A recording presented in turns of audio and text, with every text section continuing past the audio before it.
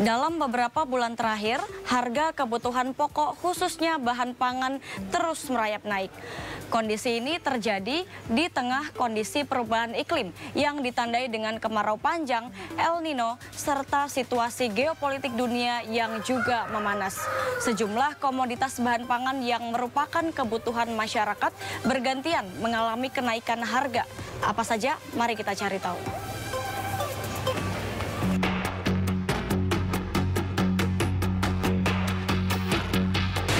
Kenaikan harga sejumlah komoditas bahan pangan ini bervariasi. Selain faktor supply and demand, terdapat beberapa faktor lain seperti kondisi cuaca, nilai tukar rupiah, hingga situasi perekonomian dunia saat ini. Bahan pangan yang mengalami kenaikan harga diantaranya beras, gula, daging ayam, telur ayam, bawang merah, dan cabai rawit. Dari beberapa bahan pangan ini, komoditas yang mengalami kenaikan paling tinggi adalah cabai rawit yang harganya di sejumlah daerah mencapai Rp100.000 per kilogram.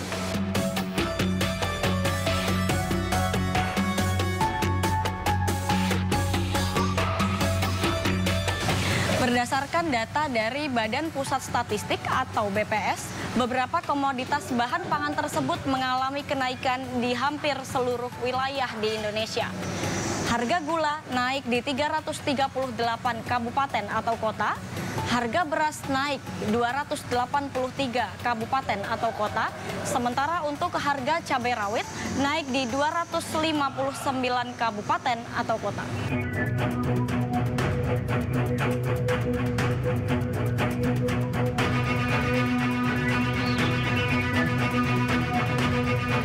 Dan pemirsa, saat ini saya sudah bersama dengan Bapak Juan selaku Wakil Ketua Umum Bidang Perdagangan dari Kadin. Halo Bapak. Hai. Bapak, izin tanya ya Pak ya. Ya. Saat ini kan kenaikan harga sembako semakin tinggi dan masih terus terjadi. Kira-kira apa nih Pak yang menjadi penyebab kenaikan harga ini? Kalau bicara harga, mungkin dalam situasi ekonomi seperti ini, pemerintah sudah harus berpikir adalah keterbukaan. Keterbukaan itu artinya pemerintah harus membuka data-data kekurangan dari komoditas utama yang harus dikonsumsi.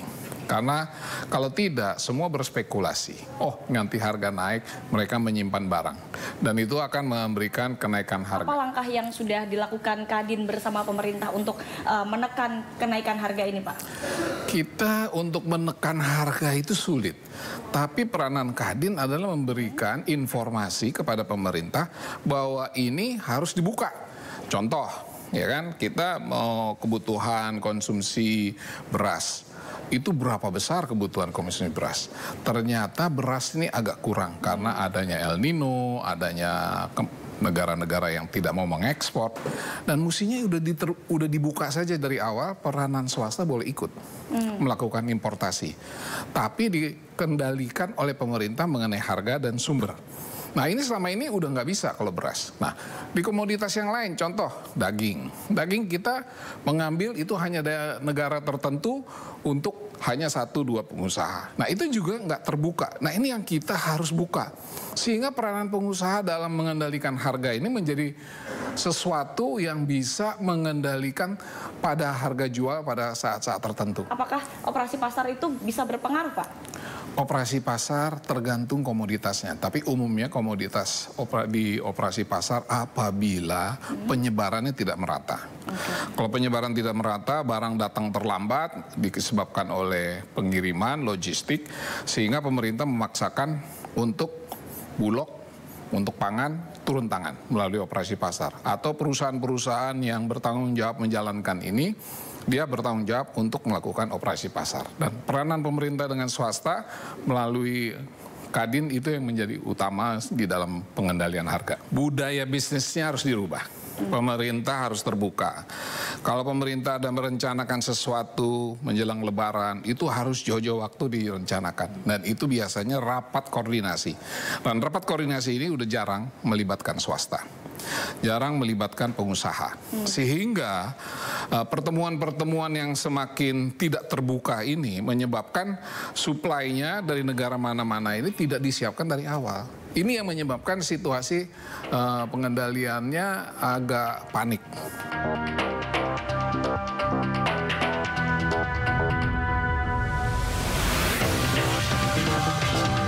Kenaikan harga pangan akan mendorong inflasi dan mengurangi daya beli masyarakat. Kondisi ini tentunya akan semakin memberatkan masyarakat.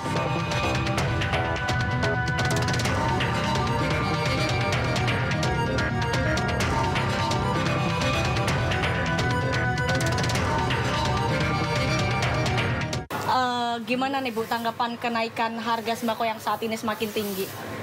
Udah biasa nih, jadi orang udah nggak kaget lagi. Nah, Ibu sebagai penjual apa nih Bu biasanya yang paling tinggi harganya gitu? Sekarang mah cabai Berapa Bu? kata orang 90, aku sampai nggak beli harga cabai 90 itu sekilo. Udah nggak beli berapa lama Bu cabai? Udah 3 hari. Tapi Ibu setuju nggak Bu dengan adanya operasi pasar kalau misalnya nanti dilakukan? Kalau aku sih sebagai orang pedagang nggak setuju, soalnya ntar barang-barang kita tambah nggak laku kalau didatangin barang yang agak murah gitu kan. Orang malah yang ngerebutnya ntar ke orang yang operasi pasar yang itu, soalnya akan harga turun. Dia orang meselan telur di harga, saya jual 26, dia meselan 24. Tuh orang nggak tahu itu timbangan kurang apa timbangannya itu cukup, kan orang nggak tahu. Yang penting harga turun gitu aja, orang yang dilihat orang gitu. Harapan kedepannya Bu terhadap pemerintah apa nih Bu? Ya mudah-mudahan aja kalau saya sini yang terbaik aja. Yang penting uang kita, ini sekarang ini kan pahit uang ya. Ceritanya orang Indonesia ini sekarang lagi miskin lah, nggak ada uang. Meskipun orang mau pingin apa, mau beli itu orang nggak tercapai sekarang ini. Meskipun barang murah, soalnya uang lagi kurang ya. Mudah-mudahan uang ini aku yang banyak ntar biar masyarakat Indonesia ini biar semangat mau ngapain gitu ya, biar ada uang gitu.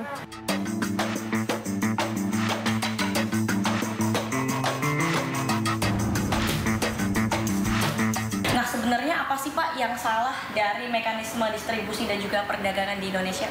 Sebetulnya kenaikan harga kebutuhan pokok itu ketika waktu menjelang Lebaran atau menjelang hari raya keagamaan misalkan, itu sesuatu yang wajar. Justru itu menunjukkan bahwa ada mekanisme atau ada sirkulasi ekonomi masyarakat yang sedang bergerak atau bertumbuh. Tetapi permasalahannya ketika tidak dalam timing yang pas seperti saat ini kemudian ada kenaikan harga, itu menjadi pertanyaan besar.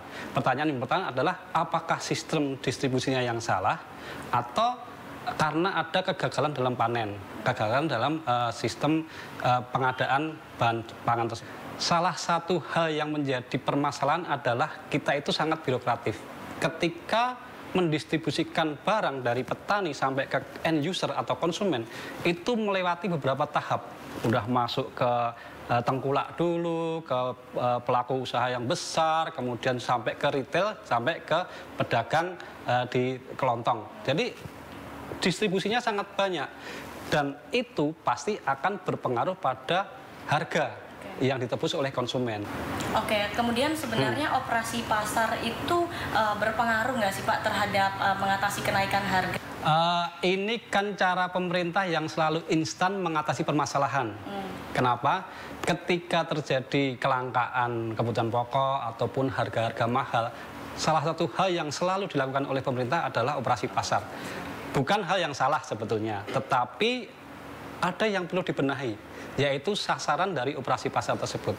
Sejauh ini pemerintah selalu mengindikasikan bahwa operasi pasar itu parameternya adalah berapa barang yang sudah dikeluarkan oleh pemerintah.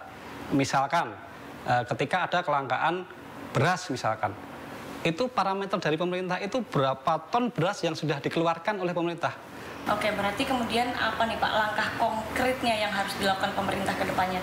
Ya, pertama operasi pasar boleh dilakukan, tetapi dengan catatan tadi pemerintah harus punya database yang kuat, siapa sih sebetulnya target dari operasi pasar tersebut. Karena kan tidak semua orang, tidak semua masyarakat itu dapat mengakses operasi pasar. Ya artinya kalau masyarakat yang menengah ke atas, oke lah mereka dengan kenaikan harga mungkin tidak akan terdampak signifikan. Tetapi bagaimana dengan masyarakat yang kelas menengah bawah?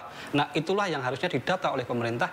Mereka yang harusnya mendapat sasaran operasi pasar. Kemudian apa yang sebaiknya dilakukan konsumen nih Pak, kalau saran mungkin dari pihak YLKI sendiri? Dengan kenaikan harga semacam ini, YLKI selalu menyampaikan bahwa terutama bagi kelompok menengah ke atas, jangan panik buying. Jangan kemudian melakukan borong barang. Ini justru akan memperparah situasi.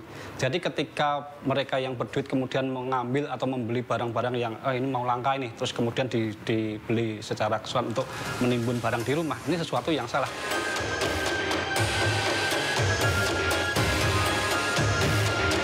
Kenaikan harga komoditas pangan dapat terjadi karena sejumlah faktor, baik internal maupun eksternal.